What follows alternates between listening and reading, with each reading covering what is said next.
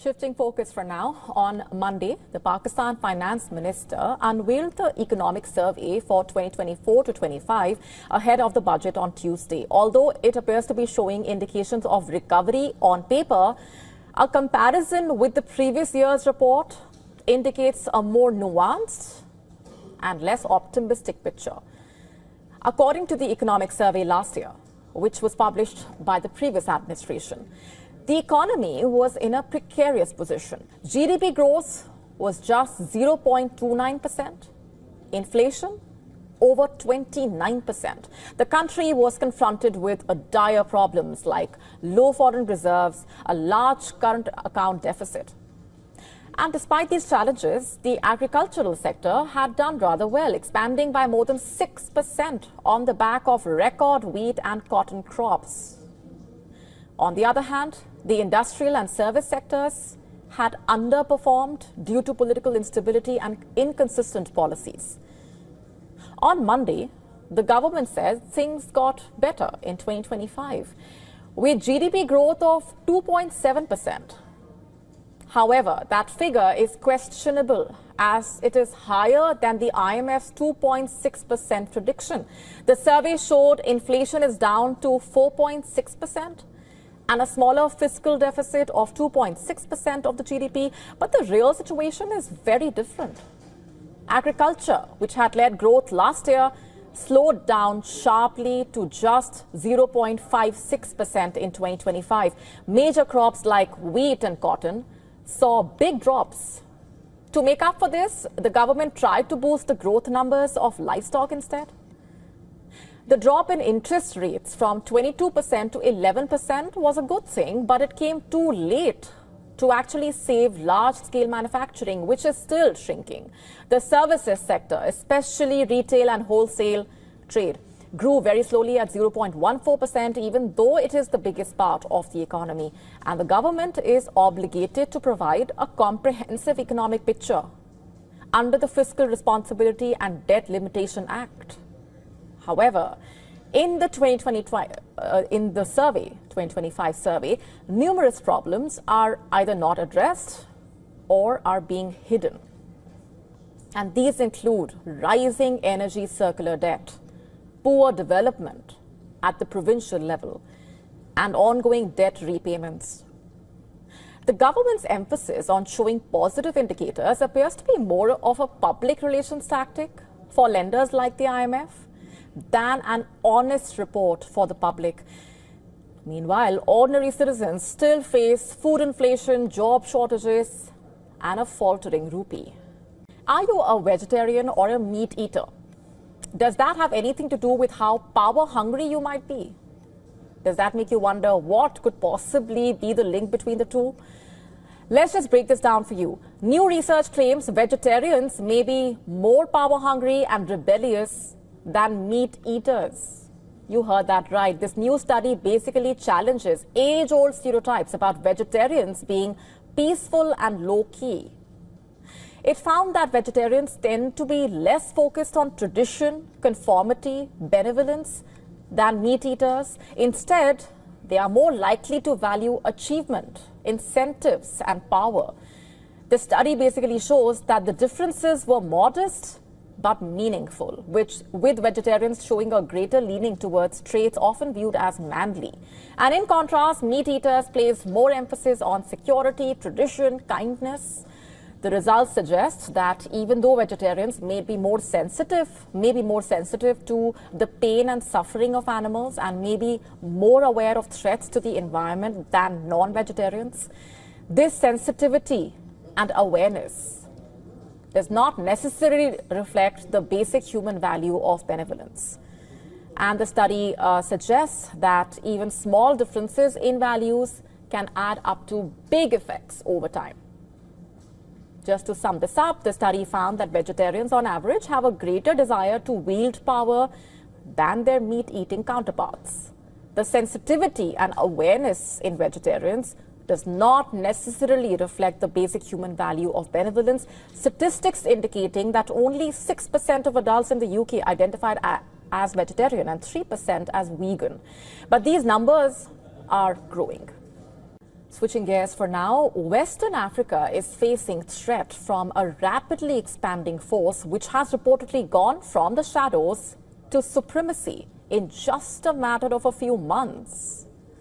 Al-Qaeda's regional proxy, JNIM, has seized key cities in Burkina Faso and Mali and also carried out the deadliest ever attack on troops in Benin, killing 54 soldiers in an attack last month itself.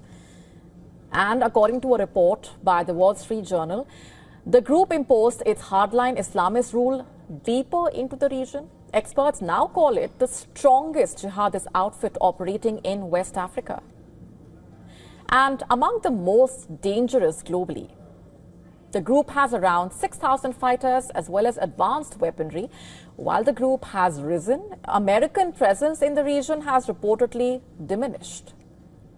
According to the Wall Street Journal report, drone operations from Niger have been shut down, relocation plans shelved, and the number of U.S. troops plunged from 1,400 to under 200 in the region, mostly located along coastal nations.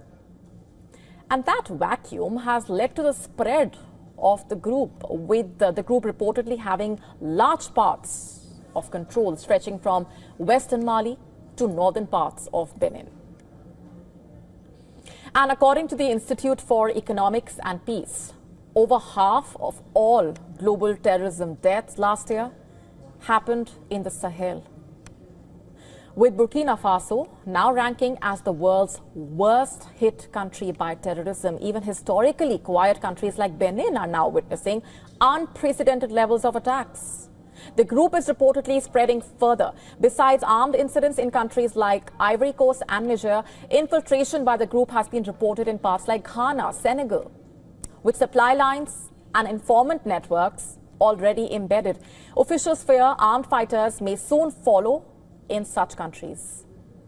According to conflict researchers, the group now stocks its arsenal with weapons captured from defeated armies like machine guns, drones, and even anti-aircraft systems. Our next story is from India. It is moving full steam ahead to turn its navy into the most dominant strike force in the region. Between June and December, the Indian Navy will induct up to 10 new warships, which will be a powerful mix of submarines and frigates. And this is not just a fleet expansion. It's a signal, a message of readiness, self-reliance, and of its strong capability in the Indian Ocean region.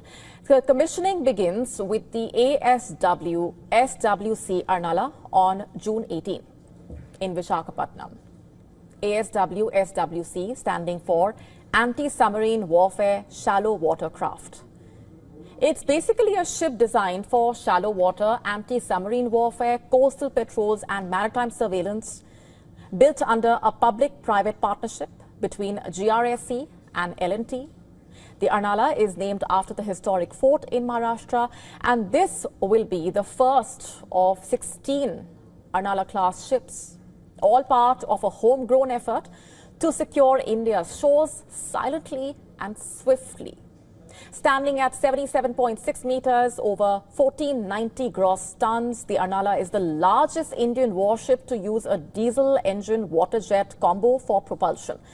All these features make the Arnala a force multiplier, as it can free up larger ships like destroyers and frigates for deep sea duties while guarding strategic coastal assets like ports, naval bases, and shipping lanes.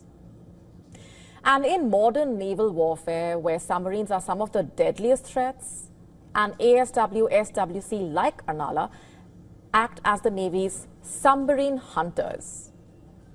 Also coming this month is INS Tamal, a stealth frigate built under a $2.5 billion Indo-Russian deal. Its sister ship, INS Tushil, was inducted last December. Two of these frigates were made in Russia, two in Goa shipyard using transferred Russian technology. And the list goes on.